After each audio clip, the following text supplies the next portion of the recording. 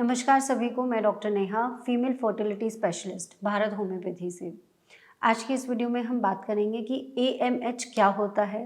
और आजकल ये बड़ा प्रचलित टर्म है, सब लोग इसी के बारे में बात कर रहे हैं। हर महिला जो आती है उसको एएमएच के बारे में जानना है, ये जानना है कि ये कम है या ज़्यादा है, नॉर्मल है, और अगर कम भी है तो कैसे बढ़ा सकते हो, और बढ़ा हुआ है तो ये तो बहुत अच्छी बात है, ऐसा महिला को महसूस होता है। पर ये ज़रूरी नहीं है। और कम भी है तो घबराने की कोई बात नहीं है, और बढ़ा भी है तो आपको खुश नहीं होना है। बहुत सारी बीमारियों को भी बढ़ा हुआ एएमएच इंडिकेट करता है। तो आज हम एएमएच के बारे में बहुत सारे मिथ्स को दूर करने की कोशिश करेंगे, नॉर्मल वैल्यू समझने की कोशिश करेंगे और समझेंगे कि कब आपको घबराने की ज़रूरत है।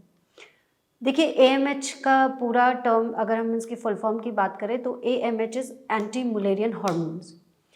एक महिला लगभग बहुत सारी कोशिकाओं के गुच्छे के साथ पैदा होती है, जिसको प्राइमोर्डियल फॉलिकल्स कहते हैं। बढ़ती उम्र के साथ आपकी बॉडी में कोई भी सेल है, कोई भी चीज़ है, वो आप जानते हैं बढ़ती उम्र के साथ डिजेनरेट तो करेगा ना। अगर बहुत सारे सेल्स के गुच्छे हैं तो हर बढ़ती उम्र के साथ, नॉर्मली जब आप पैदा होते हैं 10 साल के हुए, प्यूबर्टी हिट किया 11, 12, 13 साल जब भी हुआ, उसके बाद हर रिप्रोडक्टिव साइकिल में एक अंडा यूज़ होता है, एक फॉलिकल यूज़ हो गया, तो उस वजह से भी कम हो गया, और आपकी उम्र बढ़ रही है इसलिए भी कम हो गया।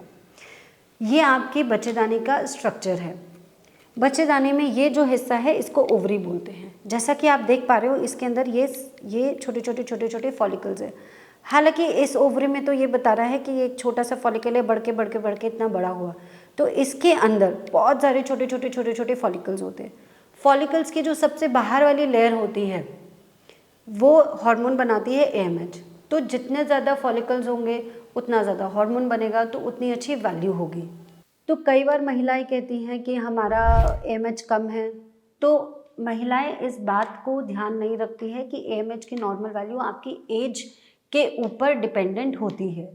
हर बढ़ती उम्र के साथ, हर बढ़ते 5 साल के बाद एएमएच की नॉर्मल वैल्यू कम होने लगती है, वो उसे हम नॉर्मल कंसिडर करते हैं। तो अभी मैं आपको अच्छे से बताऊंगी कि किसी भी उम्र में आपको कैसे समझना है कि आपका जो एएमएच है वो कम है या नॉर्मल है। अगर आप 18 से 25 साल की उम्र के बीच में हैं, तब आपकी एएमएच की वैल्यू 3 नैनोग्राम पर एमएल होनी चाहिए। 3 जो है ये हम लोअर लिमिट की बात कर रहे हैं, यानी 3 से 5 के बीच में होना चाहिए। 5 एनी विच वेज हम मानते हैं कि अपर लिमिट है, तो 3 और 5 के बीच में होनी चाहिए। अगर 25 साल की उम्र में, 22 साल की उम्र में आपका 3 से कम है, 1 है, 1.5 है, तो आपको घबराने की ज़रूरत है, ये नॉर्मल नहीं है। फिर हमें आगे इवैल्यूएट करना होता है कि 25 साल की उम्र में, 22 साल की उम्र में आपका एएमएच इतना कम क्यों है। हालांकि ऐसे केसेस बहुत कम होते हैं, बट अगर आप उनमें से एक हैं तो आगे समझना बहुत ज़रूरी है केस को। अब 5 साल और आगे बढ़ जाइए। अगर आपकी उम्र 25 से 30 साल के बीच में है, तब आपके एएमएच की जो नॉर्मल वैल्यू है वो 2.5 हो जाती है। यानी कि आपके एएमएच की नॉर्मल वैल्यू 2.5 से 5 के बीच में होनी चाहिए। अगर आप 28 साल की उम्र में हैं और आपकी एएमएच की वैल्यू मान लो 2.2 है, तो हम उसको कम नहीं समझेंगे, हम समझेंगे कि ये एज के मुताबिक बिल्कुल करेक्ट और नॉर्मल वैल्यू है। आगे हम 5 साल और बढ़ जाते हैं। अगर आपकी उम्र 30 से 35 साल की उम्र के बीच में, तब एएमएच की नॉर्मल वैल्यू 1.5 लोअर लिमिट हो जाती है, 1.5 नैनोग्राम पर एमएल। अगर आप इस उम्र की श्रेणी में आते हैं और 1.5 से ज़्यादा है तो बिल्कुल नॉर्मल है। अब अगर हम 5 साल और आपकी उम्र घटा दें, और अगर आप 35 से 40 साल की उम्र में हैं, तो ये नॉर्मल वैल्यू 1 नैनोग्राम पर एमएल होनी चाहिए। यानी कि आप लगभग अगर 1 से 1.1 के आसपास है तो ये आप नॉर्मल है, आपके एज के हिसाब से नॉर्मल है बिल्कुल। और जैसे ही आपकी उम्र जो है 40 साल के ऊपर होने लगती है तो ये वैल्यू और घट जाती है और ये 0.5 नैनोग्राम पर एमएल हो जाती है।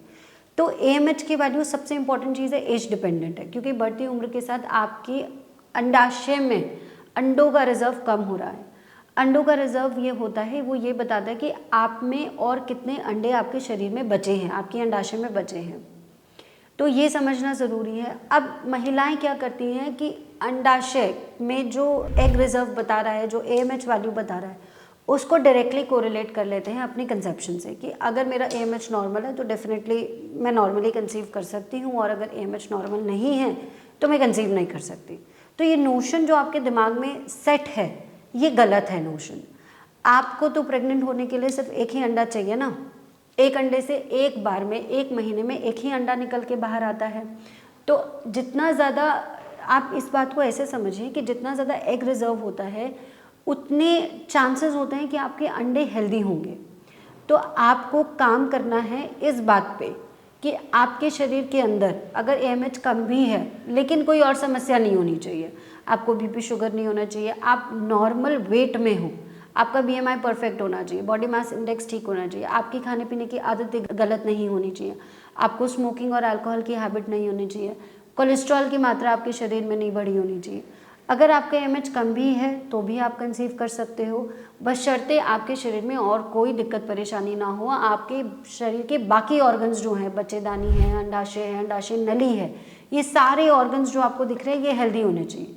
अगर ये हेल्दी है और आपकी उम्र के हिसाब से आपका AMH कम भी है तो भी आप नॉर्मली कंसीव कर सकते हो। आपको बस अपनी क्वालिटी ऑफ लाइफ को इम्प्रूव करना है। वहीं अगर हम बात करें AMH की वैल्यू जब ज़्यादा होती है और जब महिलाएं खुश हो जाती है कि अरे हमारे शरीर में तो बहुत अंडे हैं, पर आपको तब भी खुश ज़्यादा नहीं होना है।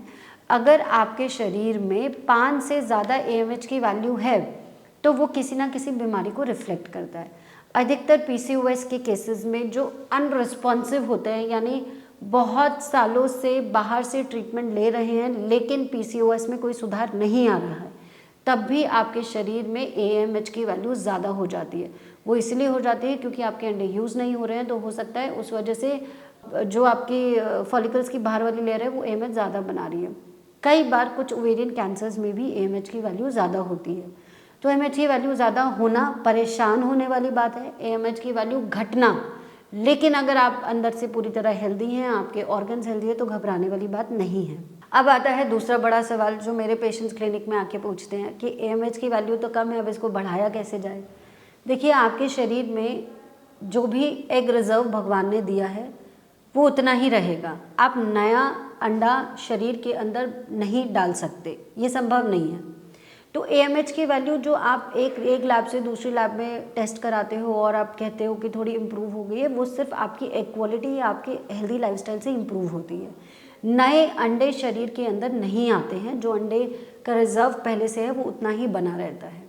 आपको ज़्यादा फोकस इस बात पे करना है कि मेरा शरीर अंदर से हेल्दी होना चाहिए और ये घटना आगे लगातार तेज़ी से घटना नहीं चाहिए। मेरी उम्र के हिसाब से नॉर्मल होना चाहिए। कैसे उम्र के हिसाब से नॉर्मल होता है उसका टैबुलेशन मैं आपको दे चुकी हूँ।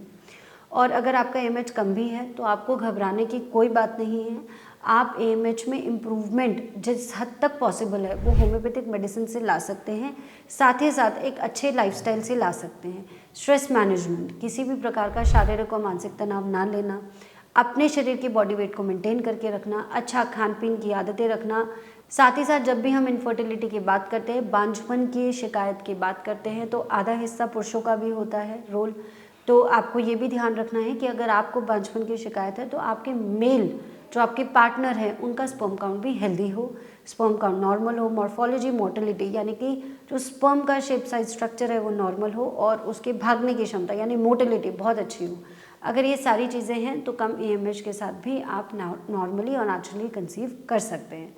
आई होप इस वीडियो से मैं आपके बहुत सारे मिथ्स को दूर कर पाई होंगी, गलत धारणाओं को दूर कर पाई होंगी।